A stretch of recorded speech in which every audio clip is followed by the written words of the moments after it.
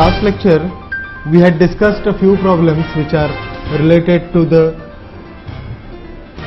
rectilinear motion, as we call it as, because the particular object was moving only in the straight line. But over there we were considering only one object and there was no consideration any other object which is moving along with the current object. Let us see a problem where we are having more than one object and we are required to find out some relation among these objects, which could be a positional relation, which could be a relation related to the velocity and whatnot. The problem says that a ball is thrown vertically upward from the elevator, that is a lift, from the point when the lift was at a distance of 12 meters from the ground. Now just imagine the case. The lift is moving upward with the velocity of course not yet specified, but the position of the lift at that moment is 12 meters from the ground. The ball is thrown up and the initial velocity of that particular ball is given to us as 18 meters per second. The velocity of the ball when it is thrown up is 18 meters per second and the lift is at a distance of 12 meters.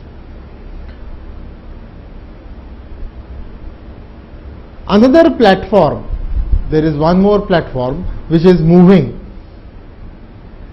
in the upward direction. It was at the level of 5 meters. Now just imagine that there is a lift which is moving up, its position is 12 meters.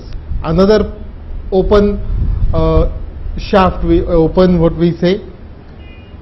an open platform which is at a distance of 5 meters and that platform is moving upward with a velocity of 2 meters per second. We are asked to find when and where the ball will hit the elevator.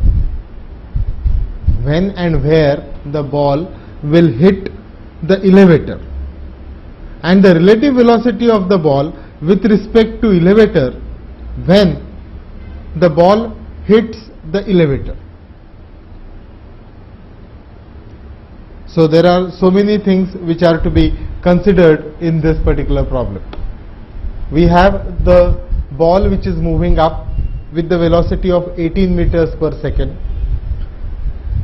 The height of the ball is at that moment is given to be 12 meters. From the height of 12 meters it is thrown up, whereas the open platform is at a distance of 5 meters and is moving up with a velocity of 2 meters per second.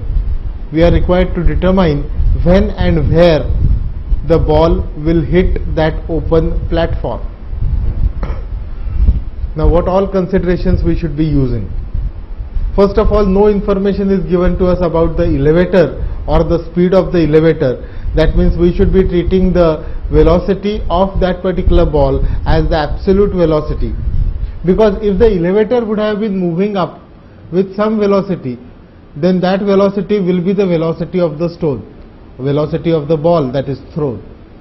But here the velocity of the ball is given to us in the absolute form. So the wording elevator comes into picture only to indicate that the height, initial height of that particular ball is 12 meters, whereas some open platform is at 5 meters per second, is at a level of 5 meters and is moving up with velocity of 2 meters per second.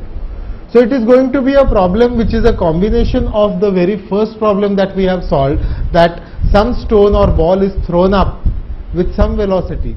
It will move up to some distance, the velocity will become 0 and will start falling down, and the open platform is moving up. Its initial height is 5 meters. So initial height difference between the ball and the open platform is going to be 7 meters, because the ball is initially at the level of 12 meters and the open platform is at a level of 5 meters. So initial height difference is 7.